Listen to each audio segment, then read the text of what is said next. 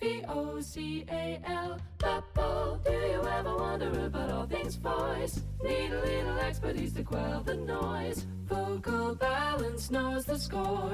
They know all the things that singers need and more. Welcome to Vocal Babble, brought to you by Vocal Balance's Julie Gossage and Richard Halton, where we unlock the conversation on all things voice and life.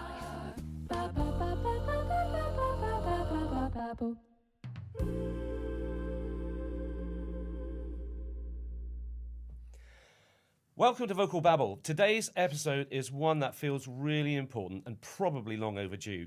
We're talking about men's mental health, tying in with Men's Mental Health Awareness Week, but in a way that's honest, practical, and hopefully a little bit more real than the usual just talk about it approach. Now, before we get started, today I'm flying solo without my usual partner in crime, Julie Gossage. Miss you, Julie, but no pressure on me to keep things on track. We'd better buckle up. So, today, I'm joined by three brilliant guests, each bringing a completely different lens on what it means for men to actually be well, not just on the surface, but underneath it all. We've got Darel Evans from P-Rehab Performance Specialists, who work at the intersection of physical health and performance, seeing firsthand how stress, pressure, and burnout show up in the body, often before we even realise it ourselves. Then there's Andy Dunn, founder of Creative Flourishing, who focuses on meaning, purpose, and what it actually means to live a fulfilling life, not just a successful one.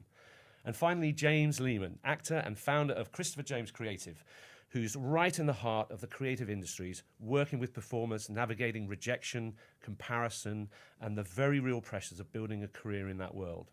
Between us, we're covering the body, the mind, the industry life, and hopefully unpacking some of the things men don't always say out loud. Let's get into it. So guys, welcome. Thanks for having us. So let's start with a kind of free-for-all discussion, and just feel free to chip in. Was there a moment in your life where you first became aware of mental health and mindfulness? And if you're happy to share, what happened and what did you learn from it? Who's gonna start off? I don't mind. I can start. Andy, go for it. Yeah. I think it was post uni for me, about 2010, 11ish, and I had a nervous breakdown, and it was a bit of like it felt like the rug was pulled from under me, and I was aware of, for maybe a few weeks, feeling stressed by a big decision I had to make, but it felt like the surface, and there was a lot of stuff underneath that I wasn't aware of, and then it all came out, and then that sort of led into me understanding anxiety, understanding depression, and the next thing I knew I was in a GP's office, and I was like, how have I got here? And then I went on a short journey of antidepressants, and then I was like, I want to actually understand myself, understand psychology, understand wellness more, and then that led me into understanding and being interested in psychology, both my own well-being, but also what that means for creative people, leaders, and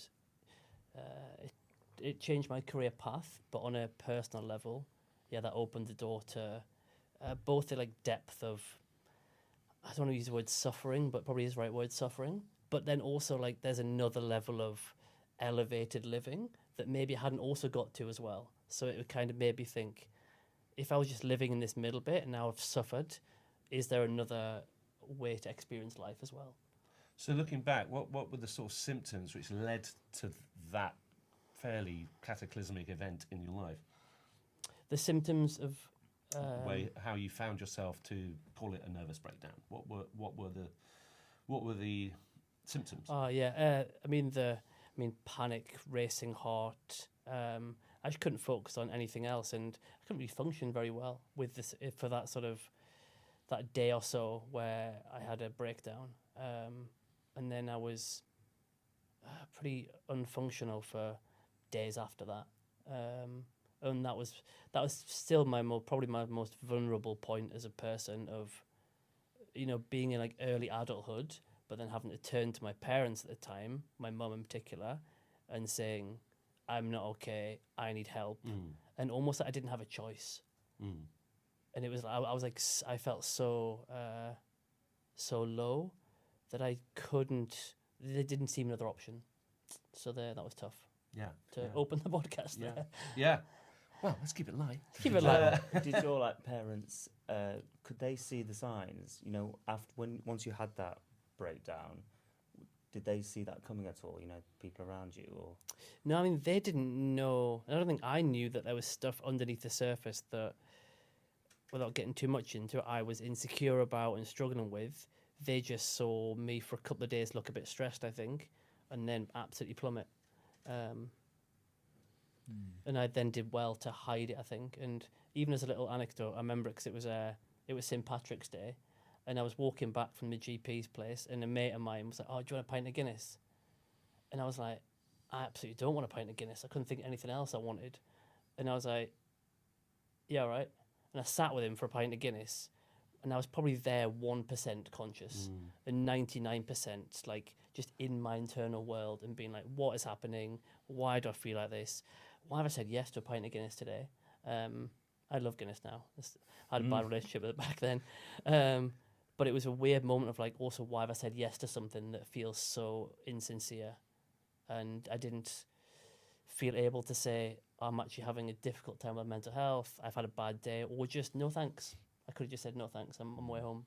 I guess it depends how well you know that person and whether you feel comfortable in opening up. How would you feel now about doing that? Oh, very different. I mean, that was sort of 15 years ago, and I've been on a big journey since then. But I'd certainly, I think one thing I try and pride myself on, especially with my close friends, is to be as honest as possible. And whether that means explaining what's going on or just saying no thanks to something and trust that they know what's going on. Amazing. Thanks for sharing that, Andy. That's all right. How about either of you, the other two of you? I think for me, I had a moment at the beginning of lockdown when I really started to, I'd say, like wake up and realise something. You know, take ownership of my mental health. I had a moment in lockdown where I think for the past, prior to that, for about 10 or 11 years, I'd obviously been suffering intermittently. And I've always been someone who is, you know, want to be really, really positive and keep going, etc. But then behind closed doors, I'd always have a bit of a dip. And my mum, all through those years, knew, and this is why I was asking whether your parents or anything coming, my mum would always, she knew something wasn't right. And she'd constantly say to me, she was like, I think you need to go see someone because, you know, like, she talked about tablets, and I was always like, no, I'm fine, I don't need that, I'm all good, I'm fine. And it came to a point in lockdown where I had just been on tour for 2 years, and I was about to move back to London, and so I was at my parents', and then we went into lockdown, so I couldn't move back, so I was at the family home. Our industry had obviously completely shut down. My mum and dad, prior to lockdown, had the family home on the market, so they'd sold the house. We were supposed to move out, and then that couldn't happen. And I remember being in my room, and all of this stuff just got on top of me. And my mum was in the room at the time, and I had this breakdown. I went, I just don't want to be here anymore. And I scared myself. And at that point, my mum really dug her heels in. She was like, right, that is it. You have to see someone. And it was that moment, which I'll never forget, where I was like, oh, I need to really listen now. She's been saying this for years. And from that moment on, you know, I agreed to go to therapy. I look back now, it'd been brewing for all of those years. My mum had seen that. But it just took that one moment where I was like, I can't do this anymore, for me to really wake up and go, hang on, something's not right. The way I describe it is like, and I said this to my therapist at the time, I feel like I am a wardrobe, and you keep cramming stuff into that wardrobe. And no matter like how expensive and sturdy the wood is of that wardrobe, you cram it too full and it will snap. And I think that moment at the beginning of lockdown was the cracks in my wardrobe. So yeah, that was the moment. How old was I? 25, when I really started to, you know, take stock. And I guess the fact that it was lockdown as well was beneficial in a way, in that you didn't go back to your own place, which could have made matters a little bit worse. Completely, That you somebody know. there who was watching you, looking at you in day-to-day interaction. Looking back on it now, you know, the world works in mysterious ways. That moment happened whilst I was at home and my mum was in the room. Yeah, it was fortuitous, I think, definitely. Thanks, James. About Darel. There seems to be a common theme between these two stories and mine, I think, actually, that we can probably explore afterward, which is that it's building in the background without your knowledge. And why is there kind of like this lack of self-awareness, or this inability to see what's going on underneath the surface, until the point that it kind of the dam starts to break. For me, I don't think there was a particular moment. It was actually, I always talk about physiotherapy. One of the reasons I love my work isn't just because of the people that I get to help. It's because physiotherapy kind of saved me in a way. It came from quite a toxic childhood into an even more toxic environment in the military. And after leaving the military, I started to realize that all my coping strategies from kind of abuse as a child that were helpful in the military were not helpful outside. And I was destroying friendship after friendship, relationship after relationship. But I thought that they were the problem. I wasn't able to see that my coping strategies that had saved me were starting to kind of like erode my professional and personal relationships. And I kept kind of getting to the end of these periods of time and thinking, kind of, how have I ended up kind of on my own? And through my work, I would be sitting down and listening to people, understanding their stories, because as a physio, if you're just there to rub the ankle better, you're doing 10% of the job. A lot of it is like, who are you? Where you're from? Why do you enjoy what you do? Why do you enjoy running? Why do you want to get back to it? So you can really kind of get to the core of the person to help them and build a connection. It's one of the reasons I love what I do so much. And after a few years of doing this job, I started to kind of reflect on my own past. And when I told patients about where I came from, they would say, "Oh, Darel, I'm so sorry. I'm so sorry that your mum was an alcoholic. I'm so sorry that your dad wasn't around. I'm so sorry that you got picked on." I started to kind of piece together that, my childhood wasn't like other people's. It doesn't mean I'm unique in any way. Actually, I love this there's this great saying that's, if you put a bunch of traumatized people in a room, you realize they'll all find out very quickly how unoriginal they are. We've all kind of been through similar things, right? But it was that I did not know it was going on. I did not know how to relate my life to other people. And when I started to realize that, I started to think back to all these times that I'd had these breakdowns in relationships with others and gone, oh yeah, okay, yeah, that makes sense why I said that and that wasn't the right thing to say, and why I started to be able to put myself in their shoes a bit more, and that through that empathizing through my work, I started to be able to empathize with myself, and I started to realize, kind of be a bit more kind to myself, and I realized all the aggression, all of the kind of can-do attitude, all of the get up and go had come from a place of anxiety and fear. It hadn't come from a place of drive and self-motivation. I had to actually reshape myself to find the self-motivation in a more positive way. So that's kind of, it was a slow drip over a long period of time that kind of led me to start realizing that something wasn't quite right. And then I started getting help, psychological support, after I saw a friend who just finished an acupuncture course, and she wanted to know all about my story. For the first time in my life, I was the patient, and I told her and her mentor what had been going on, and they went, this guy needs some help. And they put me in contact with a psychotherapist who I started working with. And that was that was just after the pandemic as well. So it was fairly recent years. I started picking apart all of these things and trying to understand what was going on underneath the surface, so that I could avoid getting to that kind of dam breaking moment as well. So yeah, it was a slow burn. So do you think that, looking back, that going into the military was actually right at the right time for you? It's the right decision that you made? Yeah. And do you feel quite blessed in a way, having left that and got into the very, the type of profession that you're involved in now, which you clearly love and enjoy and feel fulfilled doing? Other people who have maybe PTSD symptoms from active service, coming from Afghanistan, don't have the benefit of that, and they could be really quite sort of traumatized by that, and they'll get the help that they might need. Yeah. So Me leaving my hometown was the best thing that could have happened to me. I needed to get out of my hometown. I needed to join the military. There really wasn't any opportunity there. I applied for all the bricklaying jobs that all the boys apply for when they leave school, didn't get them. I applied for lots of clothing store jobs because retail was about the only other thing that was around there, but the high street was falling apart, so there was not really any opportunity. So the military was kind of, felt like my only escape route. And because I really had no ties to my hometown, family weren't very supportive, school friends had all kind of dried up, it was time to move on. And I found that I had a brain, I found that I had physical fitness, I found a lot of myself, like my kind of physical strengths and my mental willpower in the military.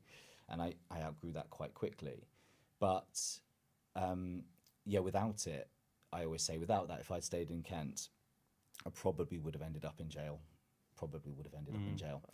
So in the military, I developed all these kind of different skills, and it was based on the core values of a soldier. I really kind of embodied them because I needed something to latch onto, and it's courage, discipline, respect for others, integrity, loyalty, and selfless commitment, the sea drills. And I kind of took them on board and just ingrained them and just started to kind of wear them like a suit of armor for, the 6 years of my career.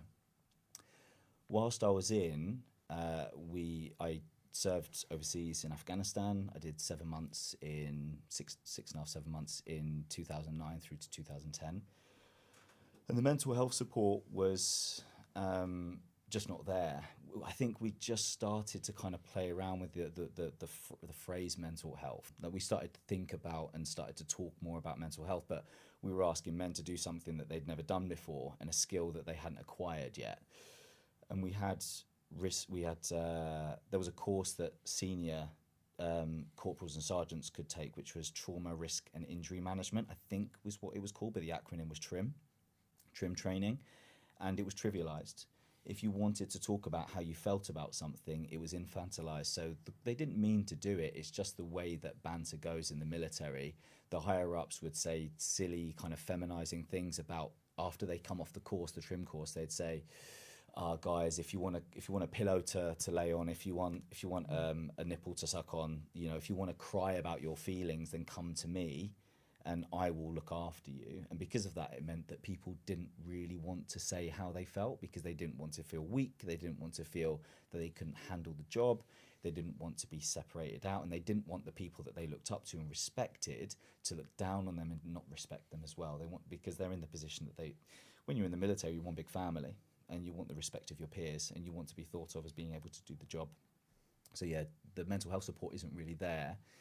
And then when you leave, you're kind of out on your own. You're out on your own. There's no real follow-up. There might be now, I don't know. I don't pay attention to it anymore. I left in 2012.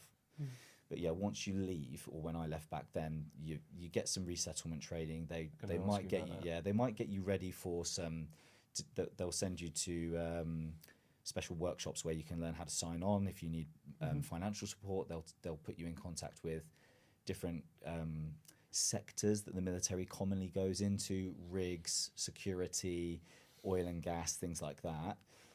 But then once that's happened, you've got to make it on your own. Of course, there are lots of there are charities, Help for Heroes and Mind and all these kinds of things that support soldiers. But in terms of kind of like institutional support from the military, it kind of dries up a little bit. Do you wish there was more? Do you wish that it was taken more seriously from a grown-up point of view? Because it sounds as though, the higher ups, they have to obviously have standards, and discipline is mega important when you're going into battle, when you're in theatre like that. But there's a certain irony about it that they're offering this trims, I think, and then sort of almost belittling it. You don't want it to feel like a tick box exercise, but felt like a knee-jerk reaction to, as I said, public opinion starting and the society starting to talk about mental health. And so there needed to be some sort of response from the military. And even if they rolled out with the best of intentions, because normally when project managers come in and they're really keen and they want to introduce an all-new singing, all-new dancing course, then they're excited about it. But whether that passion kind of goes down through like Chinese whispers, it becomes something else on the ground, Right, unfortunately. yeah. And whether the corporals or the sergeants wanted it to be received the way that it was, I know all of those guys. I don't see them anymore, but I knew them well at the time, and I know they're not bad people. It just, when you put that into the environment of the military and the way that we navigate each other, everything's about being playful. It's like being a kid, a teenager at school again. You're kind of like ruffling each other's hair and kind of pulling each other's jackets over their shoulders to kind of just tease them all a little bit. That stuff kind of comes through, and then the message gets watered down. So, presumably the higher ups would have noticed that and then found another way to get the risk management assessment criteria out there, maybe one-on-ones or whatever, but it never happened. Wow. So it's not a complete cliff edge. Coming out, it's not a complete cliff edge. There is some sort of reintegration into Civvy Street, so to speak, but it could be better. Yeah. Well, I mean, I think it goes for all mental health services. There's been an explosion in mental health support need at least since the pandemic, an acknowledgement that this is something that's really important, but there's not enough mental health support out there, like 1 to 2 conversations for an hour at a time with a professional. Sometimes doesn't seem like enough, especially for somebody who's got something underneath the surface that they don't understand. And you need somebody externally to see that in you, much like your mum did, James. But a lot of the time, a lot of the guys in the military, much like me, we might not have that external eye to tell us that we're not quite on us.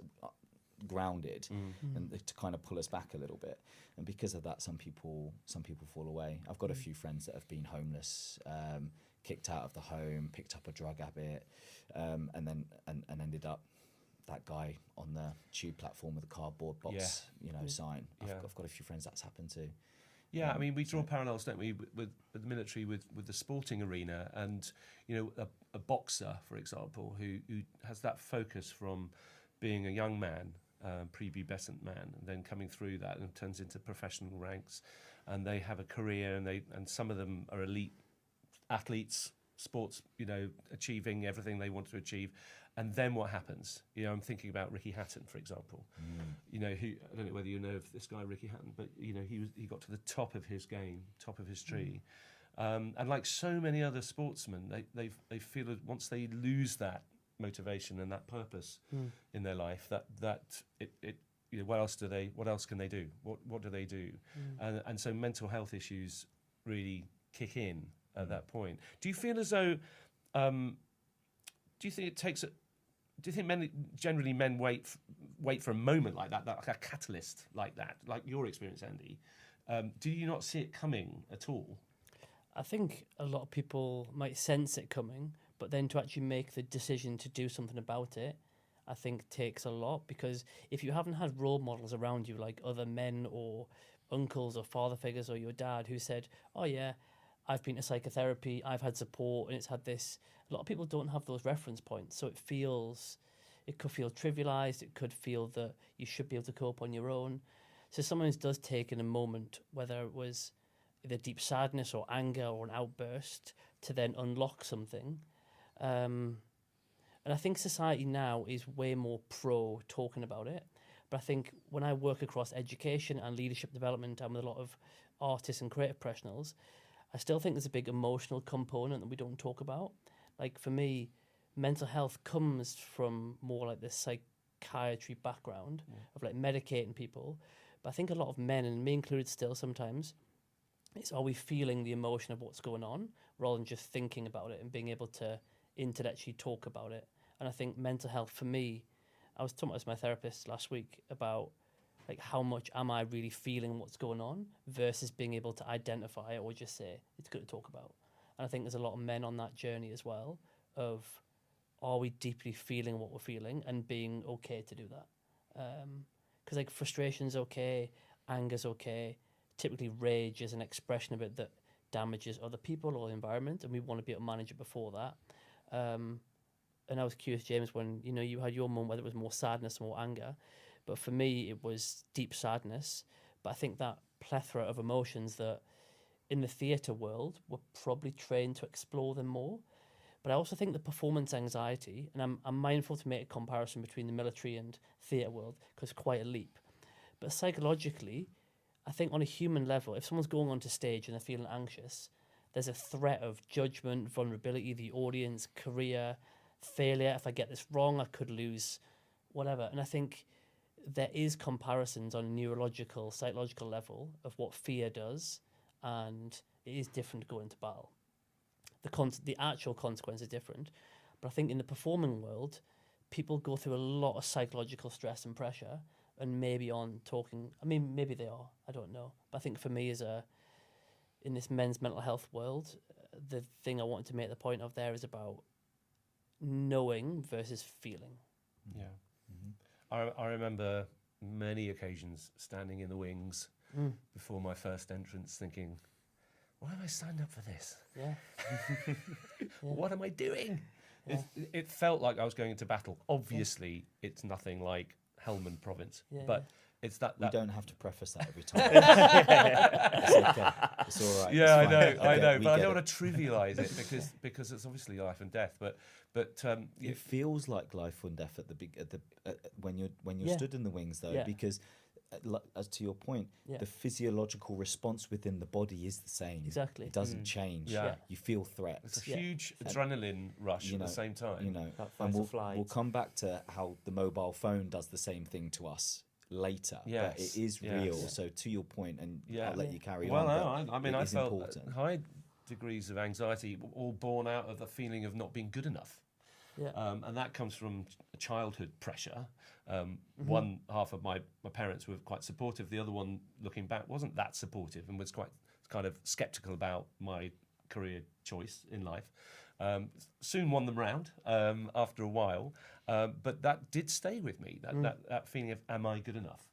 Will I be able to remember my words? Will I be able to hit the marks at the right place? All of this anxiety before going on.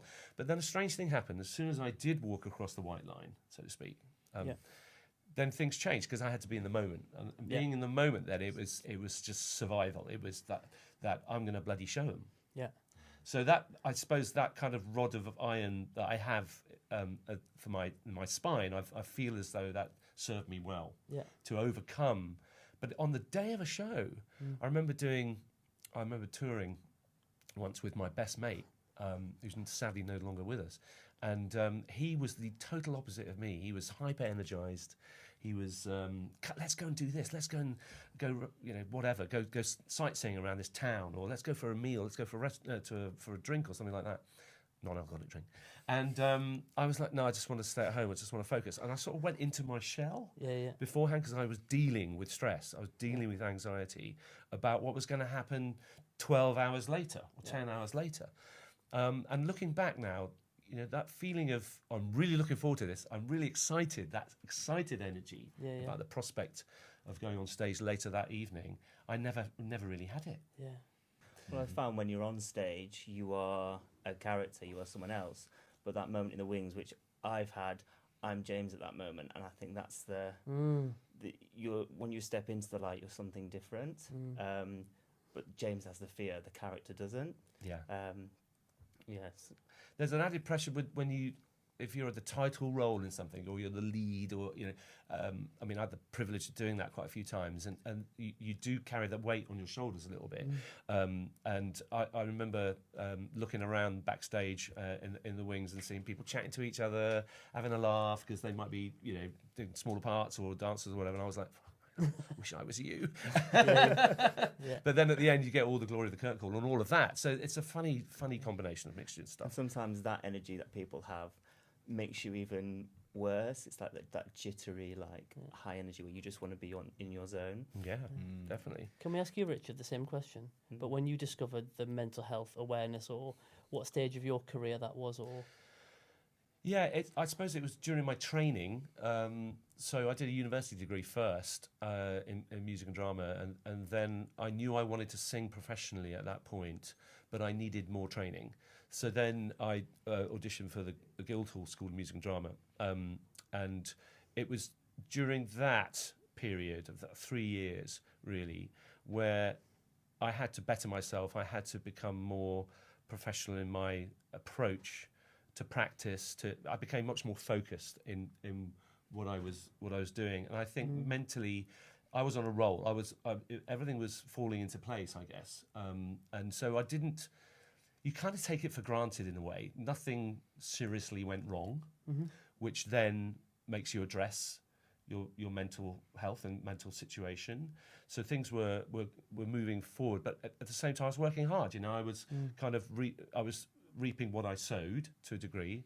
It was only when I turned professional, after about 2 or 3 years, where the first few jobs just happened and were great, and I was working constantly, and then things started to slow down a little bit as I went through my late 20s into my early 30s, and we started a family, and then suddenly the pressures begin to mount in terms of mortgage, kids. So it's that thing of being a provider.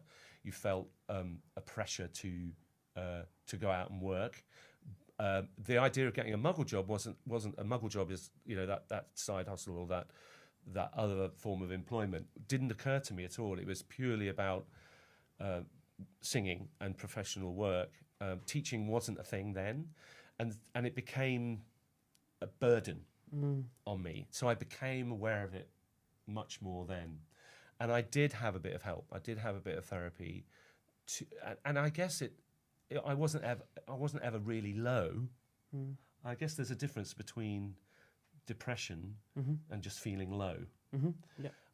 Maybe I did feel low on occasion, but it might have been 24 hours, and then I motivated myself to come out the other end of it. So I'd never felt like I couldn't get out of bed of a morning or a day even, But the anxiety and performance pressure was really there because of the responsibility that you had to provide for your family and and also having to be good on stage. That is a pressure in itself. Yeah. And whilst audiences, some of whom really don't know much about, they sort of just accept what they're given in a way.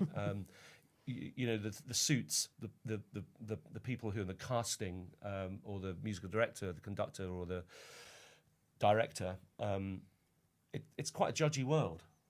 You feel obviously the whole point of building a career is that you're asked back, and so that puts a pressure on you to deliver the goods when you're in light, and when the curtain goes up, it's a pressure, and I felt as though I had to work in order to pay the mortgage, and so that became inherently a burden, which gradually I reconciled. And I thought, okay, I'd rather now not have to go foraging for work abroad or up and down the country. And there's a natural sort of stage in life where you want to become more home-centric. So I luckily got a job in the West End, a couple of jobs there, and felt myself much more home-based. And I thought, do I really want to put myself through all of this anxiety long-term? As I get older, in my casting bracket, the opportunities diminish, and then you end up playing compromario roles, or you're playing old fart roles, authority figure roles, that type of job. Do I really want to be doing that for the rest of my life? Not sure. Let's nurture another second career, which was a real motivation. So I guess I went through a dip coming out of performing, going into teaching, where I had to build that second career from scratch. But luckily, I feel as though I had certainly tools. Having another thing, having other interests is really important, because a lot of performers are that's all they focus on. And just having a more sort of a 360 approach to the world, I think, is important. Because your identity becomes very focused on that rather than a broader identity. Yeah.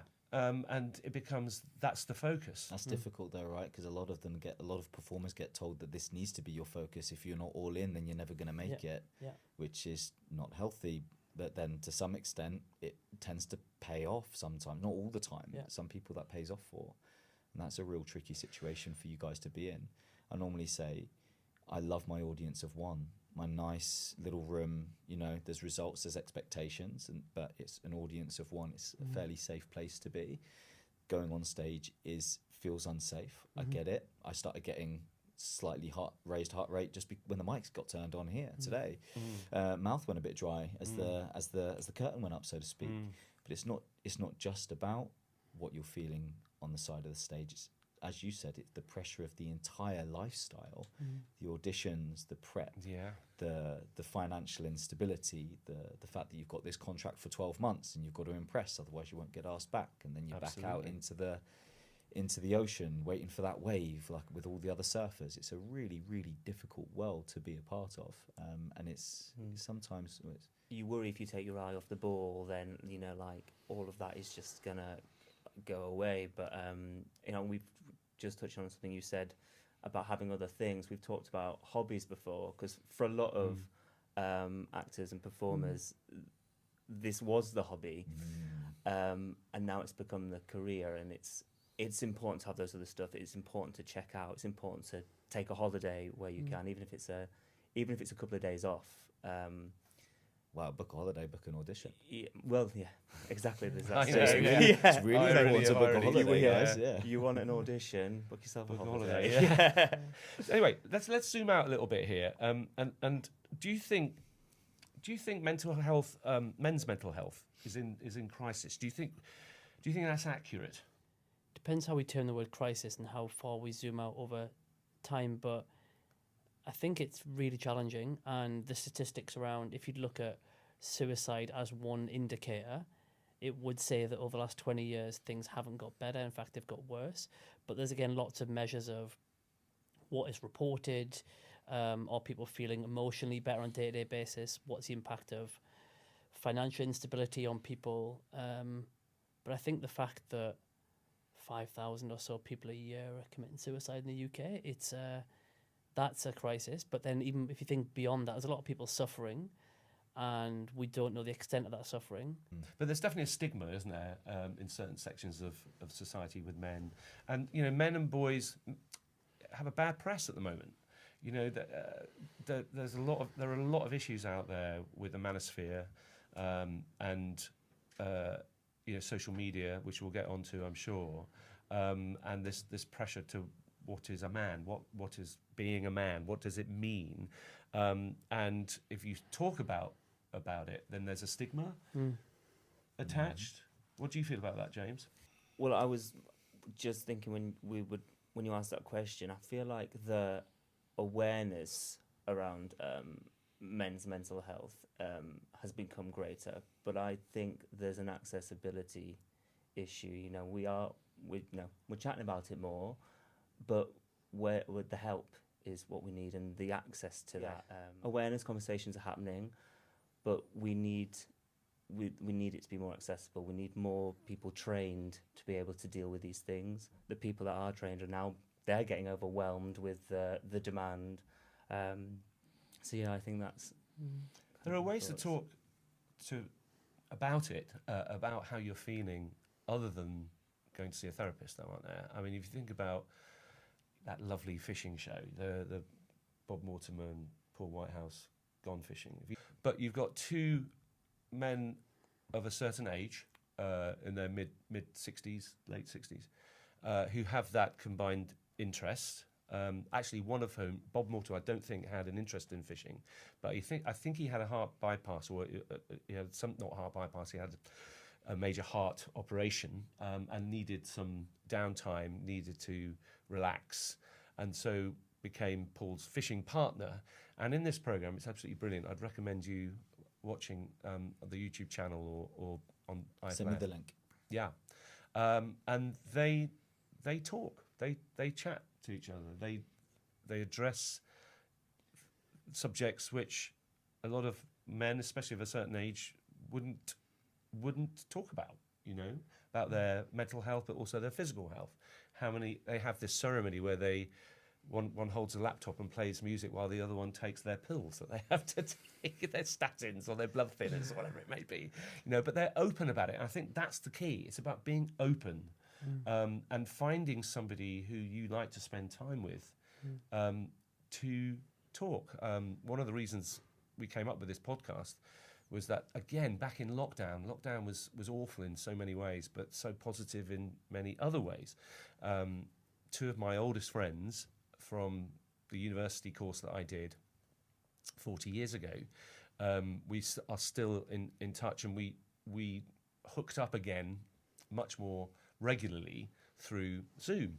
In fact, I didn't even know what Zoom was. I don't know whether you guys knew what Zoom was. Pre-2020, nobody knew No, what Zoom was. no. Absolutely no one. And we decided to have a chat every 2 weeks or so. And we've kept that going because one lives in Newcastle, the other lives in Manchester, and I'm down here in the southeast. And now we make a point of rescheduling or making another diary date from the meeting point of 2 weeks. And we chat shit. We talk a lot of nonsense, but it's great because it's just our little sort of pub table remotely. And one of the three of us had a terrible life event happen to them involving their son's mental health, and that happened 3 years ago. And I knew then that he, the father, really, really valued us meeting. James, what are your experiences with other forms of help out there, like charities? You're big on, is it Andy's Man Club? Yes, something which is my hobby. I love to run, and I'm do quite a lot of half marathons. And for the past 3 years, I've been running for a charity called Andy's Man Club. So Andy's Man Club was set up by the mother and brother-in-law of a guy called Andrew Roberts, who sadly took his life at the age of 23 in 2016. And his family didn't see it coming at all. So what Andy's Man Club is, they are a suicide prevention charity, and they offer free weekly peer-to-peer support groups where guys just get in a room like this and they just talk about their mental health, how they're feeling. And sometimes they can just be there and not say anything. But that was set up, and it started like 9 guys in a small room in Halifax. And now it's nationwide. They've got over 350 groups across the country. And they meet every Monday, which is amazing, fantastic. And that it's, groups like that are, we need to keep them going. And that's why I was, after going through what I went through during lockdown, that's why I've always been like, right, I'm constantly like wanting to raise money for them, because we've got to keep those fires burning, because they're all volunteers as well, the people that run these clubs. And it's amazing. You have guys of all ages from, it's 18 and above, but you'll have, your 18-year-olds through to your 60s, your 70s. And it's quite remarkable. So how do people find out about Andy's Man Club? I think there's a website, is there? Yeah, social media. So you can find them on Instagram, and then their website, which is andysmanclub.co.uk. Great. Yeah. I've got some questions for people. Quick fire round. Not quite. They're a little bit more involved, I think, probably. But it's interesting from your different perspectives to get a take on men's approach to mental health, right? So for Darel, how connected do you think is physical pain and mental health? I can come at this from like the clinical perspective, I guess, the things that I see in clinic. I often say, if someone's walking down the road and they roll their ankle, or if someone's on stage and they pull their shoulder, overload to tissues equals tissue injury, therefore the issue is mainly mechanical. If something's been going on, it's been a bit more insidious in its growth into the body, lower back pain that's unrelenting, that kind of gets worse and worse over time, or vocal tension that is more than mechanical, requires more than just stretching and strengthening, a little bit of a larynx wiggle. It's normally something that might be underlying mental health wise. And so it's one of those kind of chicken or egg situations when someone kind of comes to me and there's something going on.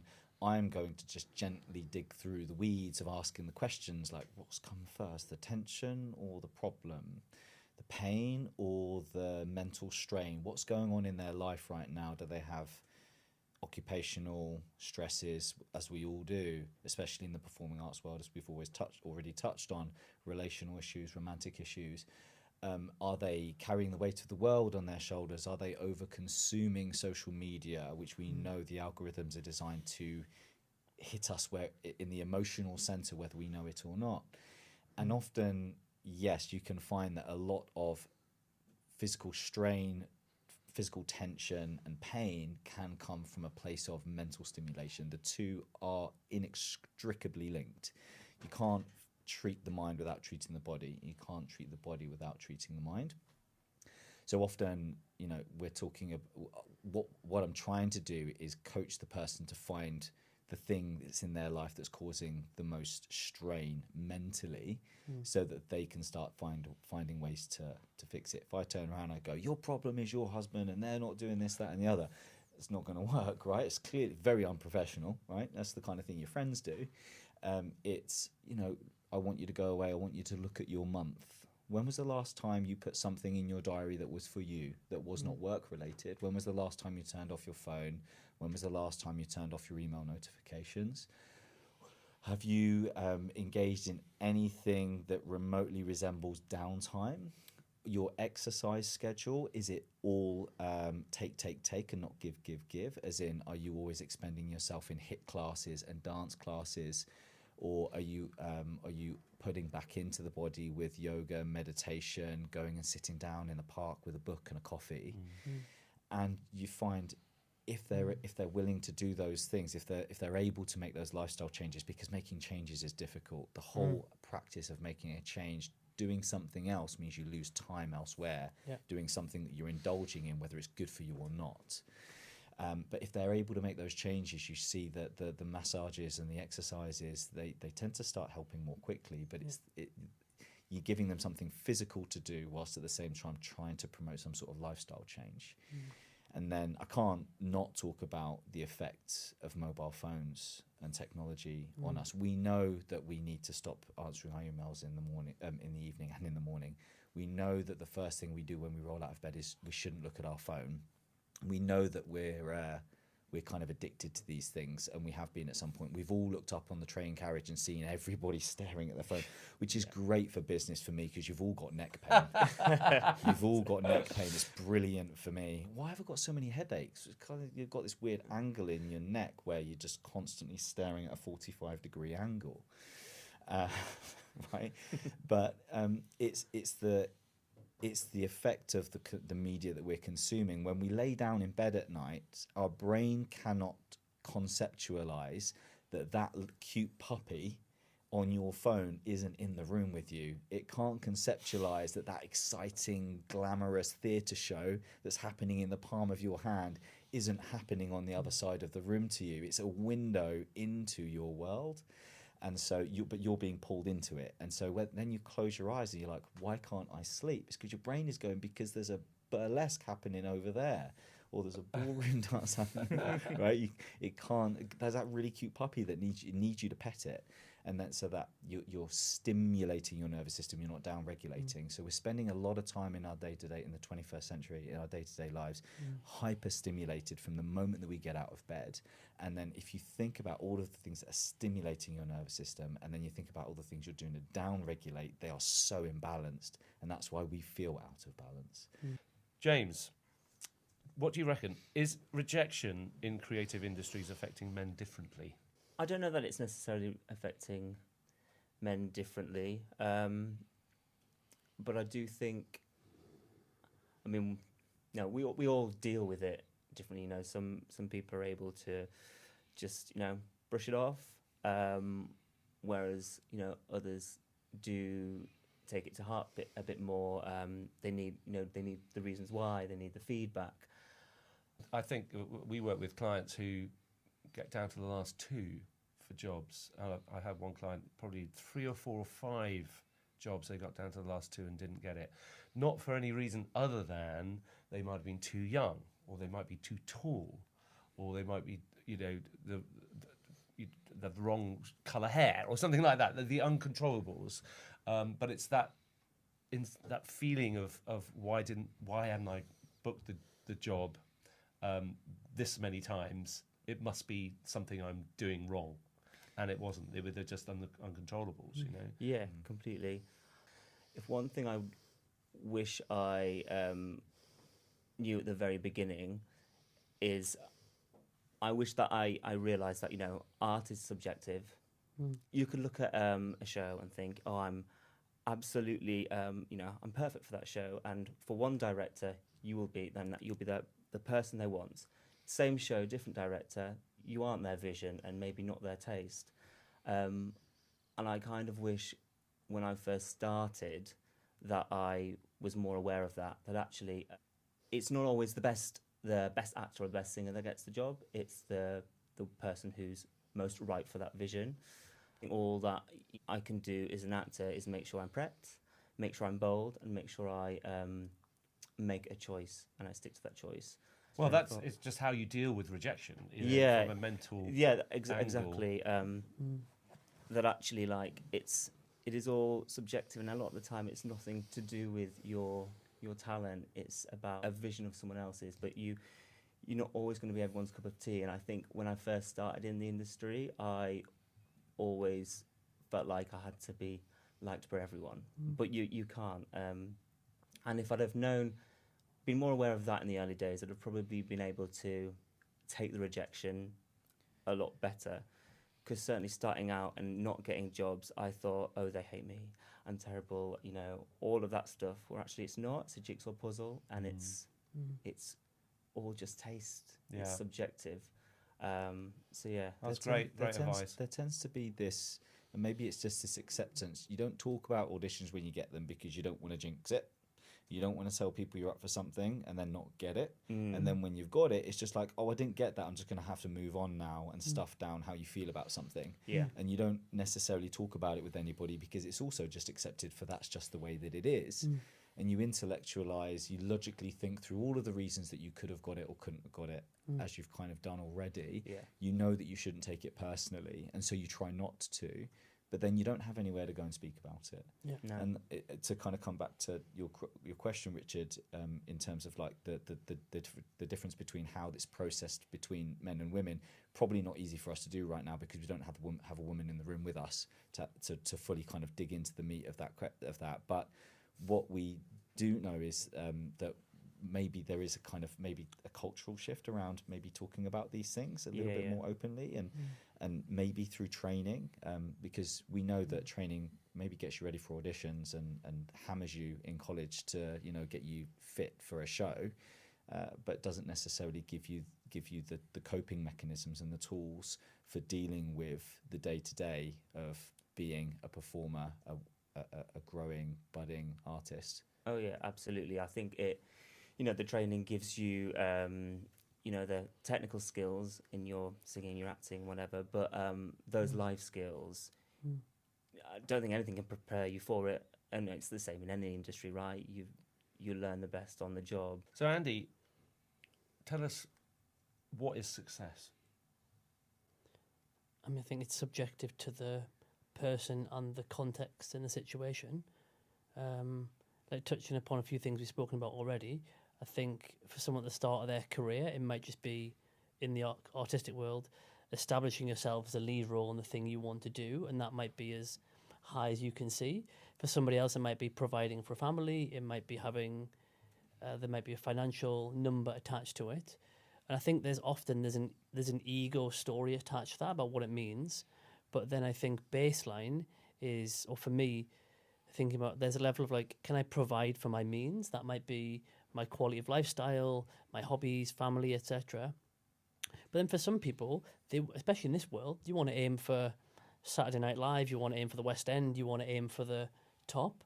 And I think it's super healthy to have aspirations, but I think where we get caught up is when we attach too tightly to them. Because like you said, there's things out of our control. There could be pandemics, there could be wrong hair colour, wrong eye colour, whatever. And I think if we hold too tightly to, I am fully in control of this success, that's when we get over-controlling, over-anxious, over-stressed. So for me, I think it's really helpful to articulate what are your goals and what is success. Because again, a lot of people I coach, we spend a lot of time on that, because if people aren't really clear, and then they don't come from like both intellect and heart, and I think it's important to have both, like your heart is aligned with it, but also it's strategic, then somewhere along the path we're either angry, upset, frustrated, and we actually haven't oriented ourselves. Because it's important to celebrate success, like small successes, small wins on the journey as well. And again, I think that's part of like the whole positive psychology movement of psychology being not just treating people when they're in ill mental health, which where it came from, but actually using psychological training and techniques to help people live better, achieve more, and elevate, as in like coming to see a physio to be better, not just because I've got a complete problem. You know, like most people are reactive with stuff, but in the sports world or whatever, or even, you know, people can, and I mean, the US culture may be different, as in people can proactively seek a therapist to work on their mind, work on their emotional skill set. Whereas a lot of time we can seek out things from a reactive viewpoint. So again, I think if we're thinking, am I succeeding based on my values, my terms, my goals, that's the most important thing. But I think we're still probably conditioned by our upbringing, our key adult figures and maybe siblings, or we have these things in the back of our mind where we're trying to prove. And I think back to something you said, Darel, about injuries and stuff. I think if I've had a setback on, I didn't get a client I want or a project, and I feel angry or frustrated, I might then go to the tennis court and think, if I win this tennis match, then I'm worthy. Or if I win this tennis match, then that's okay. And there's a healthy bit of like, take that energy out into tennis. But if then I'm like pushing myself too hard, like one silly thing I did once, I did sliding practice on clay at the end of a 2-hour match and pulled my hamstring. I just literally ripped my hamstring. Because like, again, when you watch the pros, like if you can slide in tennis, Alcaraz slides into the net. yeah, because you slow your momentum down, you hit the ball and you can recover. It's a good thing to practice. But again, I wasn't thinking very smartly about when to do that. It's the kind of thing you do when you're a kid and it's icy and you start sliding across it. Yeah. But then like you don't do it for 20 years Yeah. and all of a sudden you're I'm trying to do it and exactly. the wrong trainers I'm on the 38 wrong and I'm not a pro athlete. God, I love the male species. I know. That's how we all do. Exactly. We all do something in our late 30s. And, I've seen so my much mate of was it. in his 60s, so I was doing it as well. And we were both like, let's do some sliding practice. And I went for it, pulled my hamstring. And again, I think men, that is part of it. If I laugh at the men's psyche, back to the bantery, silly. And again, I'm really mindful not to make stereotypes. But the magic of something as being a man is we're a little bit silly, playful, foolish, we muck around. Yeah. But then that mucking around can create injuries or mucking around, whatever. But I think back to one of the most pertinent questions to me is like, if we're doing it to like prove something, that's when there's a big risk. Because like, you know, if I go and see a casting director and I'm like, I'm going to ace this thing, and if I don't, I'm terrible, I probably try too hard. And I'm not being like relaxed and authentic and whatever. And I think sometimes we can push too hard in life, and that's an unhealthy motivation, not a constructive, give it my all, be bold. Being authentic is massive, isn't it? So in your respective worlds, like we'll call it business, physio, creative industries, what's the one thing that's being done well for men's mental health, and the one thing that really needs to change? I'll go bold feminist statement here. I'll say I think having more senior female leaders creates a more often nurturing, holistic success culture. And I think, again, I've seen organisations where there's female leadership and it's not great, male leadership is not great, so it's not binary at all. But I do think there's an unhealthy like macho-ness when men who aren't very emotionally mature are leading, then that like toxic bro energy is unhealthy. Whereas typically, like, you know, if you look at schools, if you put boys with girls, boys do better. Boys are on their own, they do worse. Like there's like evidence around the impact of having mixed gendered education on the benefit it has to boys. So I think in like leadership situations, if you've got a healthy mix of, and both like masculine energy and feminine energy, which can be in men or in women, I think that creates a more healthy culture, creating a space where we can have more emotionally rich conversations, both men and women together. And I think in organisations that are way more balanced, because you need heart and soul in the business, you need strategic thinking, you need, all these different skill sets. But I do think there's an interesting parallel of it could feel a risk to men, because men might feel threatened and ego and think, men used to be CEOs, men used to be executives, where's my place, where's my pride? And I think that's the unhealthy bit coming through in the manosphere world, where men are feeling afraid, rejected, because women are taking jobs or migrants are taking jobs, and that really unhealthy narrative. Whereas if we look at it in a constructive way, living in a more balanced, healthy society where men can make choices around childcare or paternity leave or these kind of things, I think we're living a better, more constructive world. But I think that means men need to step up to their emotional... I think the word emotional intelligence is sometimes makes it intellectual, but really feel what they're feeling, because otherwise we then get an unhealthy dynamic that plays out. If men aren't willing to look at how they're feeling, express it, and then just act out in a way that's ineffective. I've gone off on an absolute tangent there, I realise. No. What was the original question? What is success? Yeah. I purposely worded it like that because you do unpack quite a lot when it comes to men and their mental health, because you're absolutely right. In the business world, there is it can be quite toxic if it's a male boardroom alone. It's very one-sided, isn't it? And women don't feel as though they can sort of penetrate that world as easily, and they're probably not paid as much and things like that. They're focusing on what the world really needs is more women in power. When you think about the geopolitical problems we've got, it's consistent with men of a certain age who are impacting the rest of us big time. James, what about you? What do you feel In terms is of good things that are being done and things that need to change?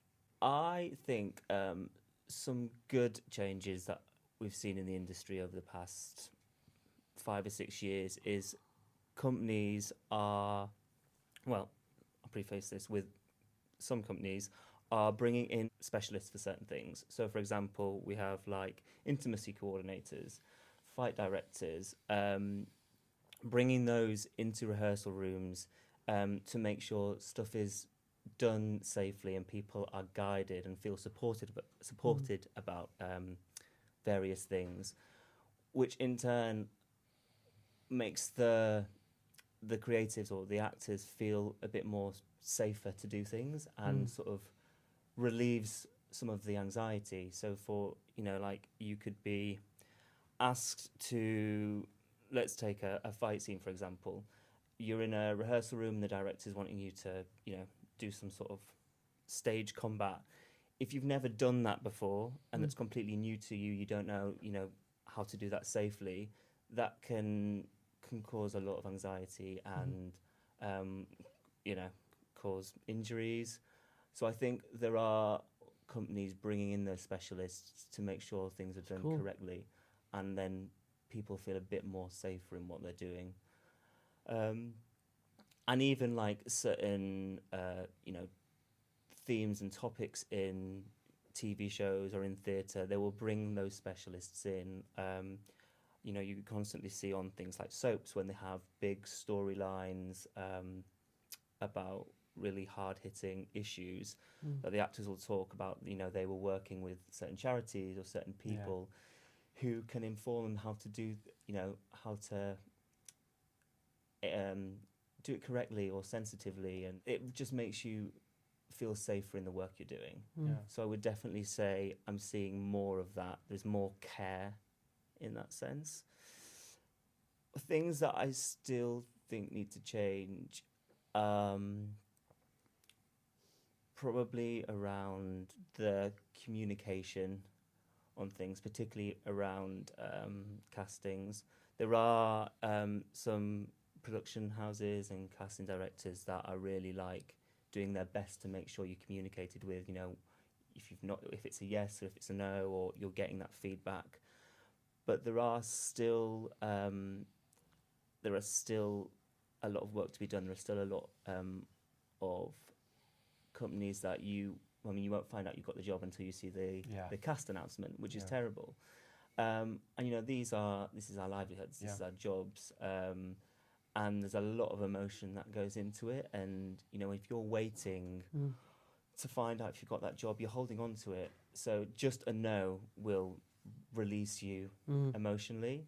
So there are a lot of people that are paving the way and really making huge strides. But there's still a way to go.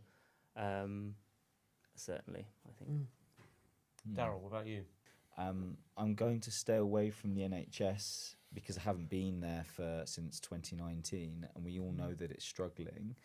And I can talk more about what made me so passionate about designing my business around the preventative model, P-Rehab, is that you touched on it earlier, Andy, is that people tend to only access care when they are broken, when the wheels are falling off the wagon, especially men. Especially men. Normally they come in when they are when whatever the injury is preventing them from either working or doing some sort of hobby, sport, whatever it may be. That's when they come in and they access healthcare. I'm trying to shift the paradigm. I'm trying to make people be. I mean, it's not new. It's prevention is better than the cure. That phrase was around way before I got here.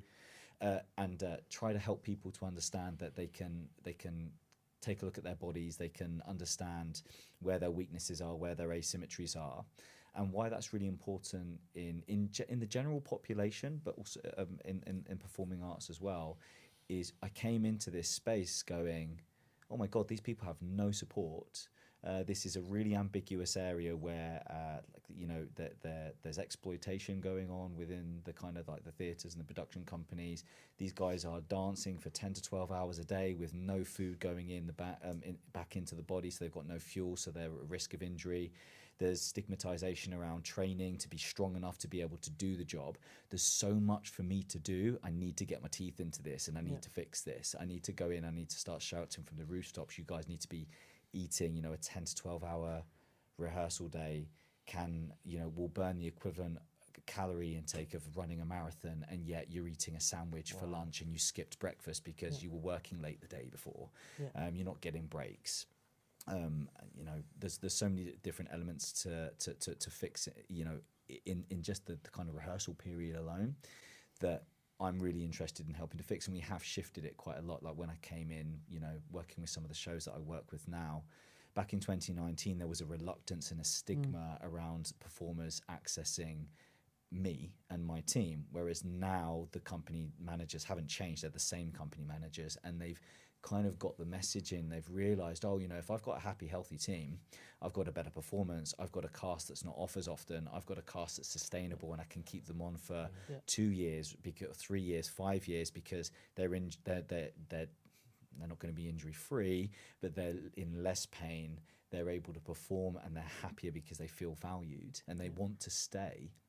And there's also less friction between the management and the cast as well. And that's been a really positive change that I've seen in almost all the shows that I've looked after, because of the way that we try to communicate. And it's not always just going in and pointing the finger and you need to be better. It's just gently kind of providing the messaging. Oh, do you know, like if you got them in like once a month for a bit of a tune-up, that might have been avoidable, and these things have been fantastic. So that's something that is improving but could be better, and something that I'm really passionate about continuing to be a voice of change in our specific sector as a performance specialist kind of business that we are. Cool. Fantastic. So another question I have, we'll get onto the social media side of things, because obviously it's impacting all our lives. How does comparison impact mental health in each of your spheres? The first thing that came to mind is, and I wouldn't say a name, but I saw one of your vocal balance people put a post on yesterday saying they were stepping out of social media, and they were making the choice that it was having too much of a negative effect if you look at the overall thing. And I'm seeing that trend more and more, that people are, if you need social media as your key marketing avenue, then I think unfortunately you have to look at it objectively, and we almost have to play a role of, for 2 hours a day, 2 hours a week, whatever, I'm almost like the marketing manager of this, and I'll use social media as a tool to get me more business or whatever. But I think there's a lot of people that have become so accustomed to it being part of day-to-day life and the way we distract ourselves or catch up on football scores or whatever we're doing with ourselves, there's a grey area between, are we using it consciously and proactively, or are we using it out of a boredom habit or a distraction habit or whatever? And I think, I mean, to quote one of the most famous things, like, comparison is a thief of joy. Like, comparison is mostly a destructive thought, and that competitive energy, it can fuel us a little bit, but it's not a sustainable fuel. It's far better to think as a performer, what's the best version of me? How can I go out into the world and have thing? If I'm constantly comparing myself to you, then I'm robbing myself of all the other possibilities, because my focus is on 1% of what's possible. And I think we just need to be more aware of, when is my attention a defensive, competitive energy, or when is it constructive? And I think a lot of times social media, that's how the algorithms work. That's how the business model works to get us addicted and consuming so much of our time. I think if we're not aware of it, we're just part of it. And it's really hard. And it's like any form of behavior or habit. It's really hard to break when it's been weeks, months, years of using it. And I think for performers, it's really challenging, because you have to keep your brand up. You have to do marketing. It depends on the agent, or how you get Having that cast profile for shows. Having a profile, important, and it's really hard to make that distinction. So would you advise people to take time out, not to say, because we say it quite often, right, that's it, I'm done with social media, never again, and then 24 hours later they're back on it and posting again? Do you think it's good to just have a break from it? Yeah, and I think it's I mean, it's similar to when people have a big night out drinking alcohol, and they're like, I'll never drink again. Yeah. And they don't actually mean that. They just mean, I'm in loads of pain right now. This hangover is awful. And that's what they really mean. Like, to actually plan the future is really silly from that moment. Like, if you're like throwing up being sick, you're not going to make any good choices. The same with social media. If you're like angry and feeling humiliated from a casting audition, you don't want to make choices then about how you're going to use this social media tool. But I think, again, we can make these reactive decisions. But again, it's a personal choice, and it's a complex one. To what you said, Darel, earlier about, the brain doesn't actually distinguish the difference. I don't think we are wired to actually be able to use all these tools and email and social media and all these things and mentally function really well. No, you're right. We're not. We're not. Wired. Exactly, We're we're not not. wired to be taking on the world's problems and comparing ourselves. We haven't evolved No. that quickly. No, we're way behind. And we never know will, that this I don't is think. speeding. No, we won't. Yeah. We can't keep up with No. the speed of things. There's this great. I remember someone saying this years ago on a podcast, I think, and they said, if you follow just 10 people, just 10, and each one of those people posts one thing once a week of the holiday that they went on. Yeah. And you just see 10 weeks, week after week, you see somebody doing something that you're not.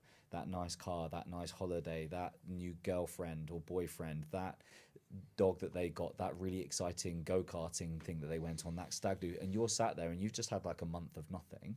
Yeah. You start to compare yourself and you start to think, why is my life not as exciting as theirs? Yeah. It got that. I mean, that's comparing our lives to theirs. It's destroying our mental health. Yeah. Also kind of killing our relationships a little bit, because we're like, well, why isn't my relationship exciting? Yeah. Why am I not head over heels in love with my partner, like this kind of performative thing is on Instagram? Even though we know that it's performance, we know that they're not filming the parts of their day where they're sat doom scrolling in their living room, or like having a little bit of a Barney, like in the real world. Yeah. There's a lot of comparison there that is kind of Yeah. What about the physical side of it, the ideal looking man, being a Yes. man, what that looks Yeah, like on yeah, social yeah, media? yeah. If your algorithm goes in that direction, you're just pumped full of this is what I should look like all the time. And I think men, especially younger men, teenage boys, for example, have that pressure. Yeah.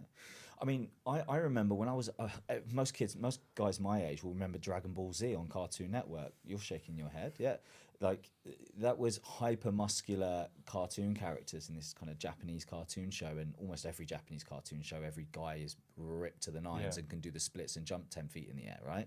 Like extra nimble, even though they weigh 120 kilos. Just doesn't work. If you weigh 120 kilos, you can't tie your shoelaces. I've got an old bodybuilder friend who used to nearly pass out tying his shoelaces when he was prepping for a competition. Not joking. But I've also got a friend who's hyper intelligent woman, brilliant woman, and she's a historian. And I remember when we first met, and she was talking about how society has always been obsessed with aesthetics. Think back to the ancient Greeks. All of their sculptures are like, I mean, look at Hercules. Yeah. Absolutely jacked. Do you know what I mean? And he didn't have someone giving him diet tips, you know, like on social media or on testosterone replacement therapy or whatever back then. Hit 30 and that's all that my feed seems to be. Testosterone, hair loss.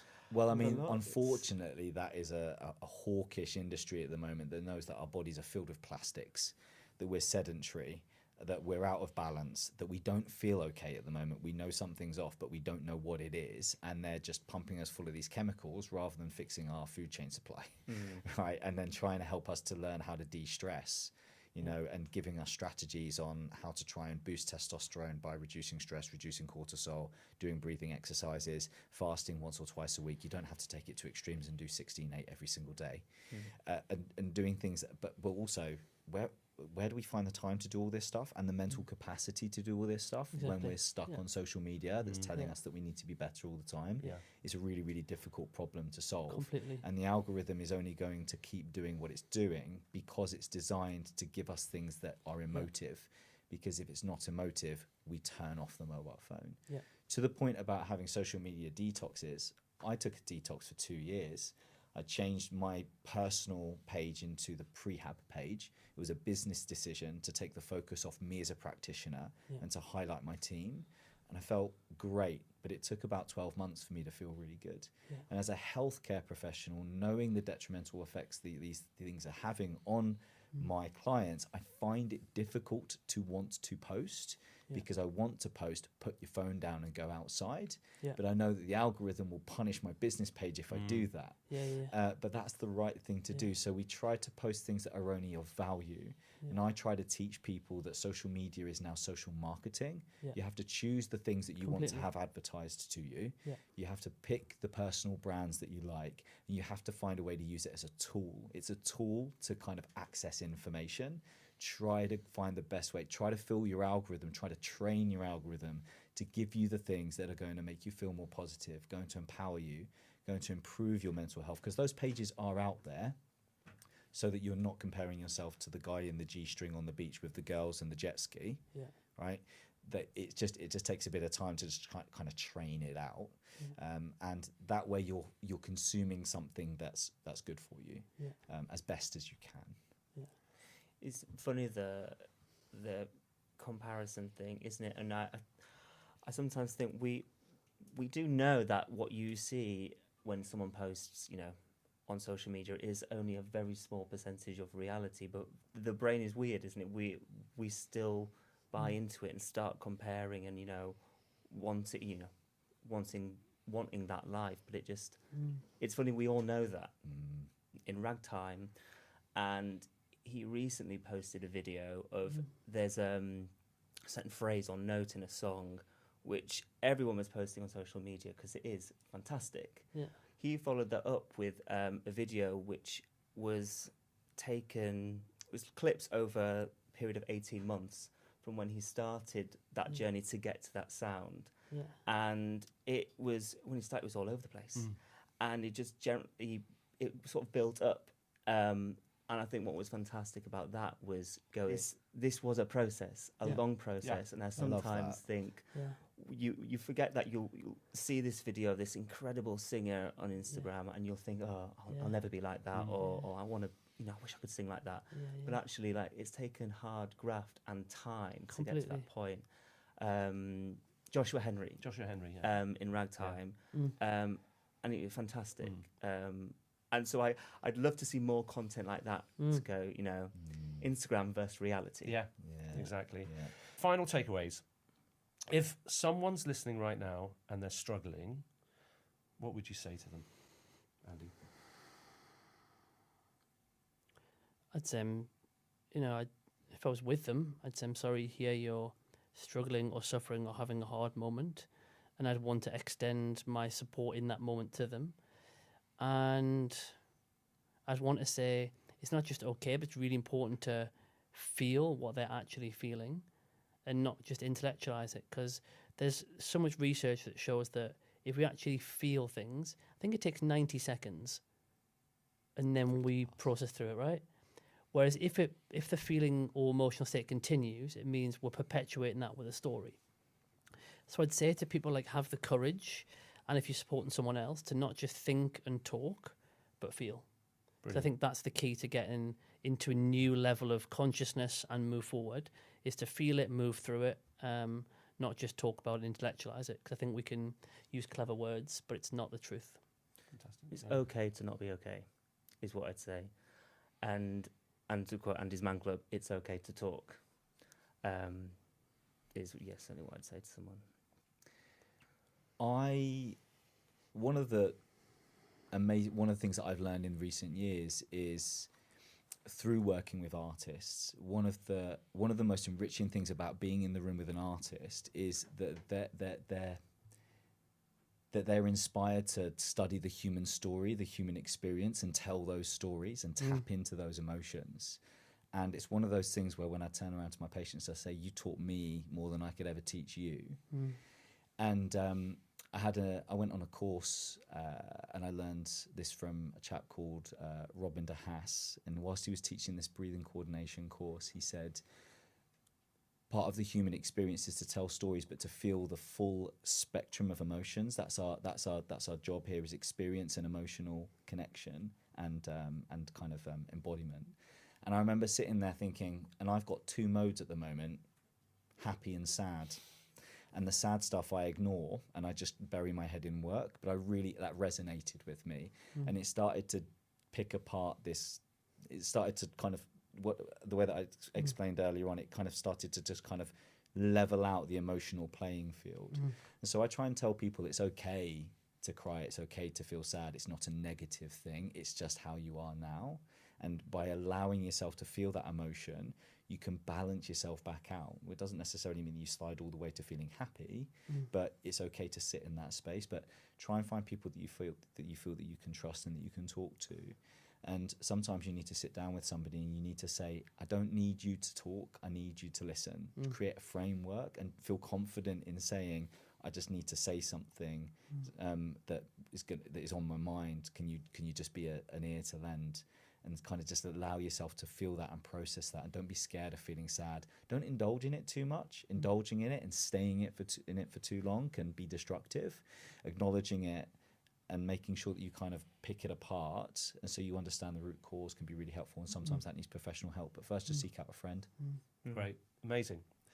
Guys, thank you so much. We've got one more thing to do, and this is a quick fire, no thinking, spontaneous answers. This is for Darel, straight off the bat. Strength training or mobility work? No Both. And one or the other. Strength training. Ice bath or hot sauna? Sauna. Push through or rest day? Rest day. Early rehab or wait it out? Early rehab. Gym session or long walk? Gym session. Perfect form or maximum effort? Perfect form. Routine or variety? Variety. Prevention or cure? Prevention. Data tracking or intuition? Intuition. Fix the body or calm the mind? Calm the mind. Andy, happiness or meaning? Meaning. Purpose or freedom? Purpose. Reflection or action? Reflection. Stability or growth? Growth. Comfort or challenge? Comfort some days. Solitude or connection? Connection. Thinking or feeling? Feeling. Control or acceptance? Acceptance. Achievement or fulfillment? Fulfillment. What you are or what you do? Who you are. James, audition or callback? Callback. Lead role or ensemble? Lead role. Stability or passion project? Passion project. Rehearsal room or opening night? Rehearsal room. External validation or internal satisfaction? Internal satisfaction. Consistency or big break? Big break. Collaboration or control? Collaboration. Social media presence or privacy? Privacy. Play it safe or take a risk? Play it safe. Be liked or be respected? Be respected. And Richard, very quickly. Okay. Cornish coast or Italian Riviera? Italian Riviera Book or podcast? podcast. Grubby or cooking from scratch? Oh, grubby. Theatre or sport? Sports. Rugby or football? Rugby. Sunrise or sunset? Sunset. Always feel calm or always feel energized? Always feel calm. And that's it. Thank you. Guys, it's been an absolute pleasure. And for those of you out there, I hope this has resonated with you. Please share it with someone and please start a conversation, because talking might not fix everything, but at least it's a start, isn't it? Thanks for joining us on Vocal Pleasure. Babble. Thank you. Thank you Thanks all. for having us. Thanks, team. Thank you so much for listening to this episode of Vocal Babble. If you enjoyed it, be sure to hit the subscribe button, and we look forward to seeing you next time. From all of us at Vocal Balance, happy bubbling. Babble.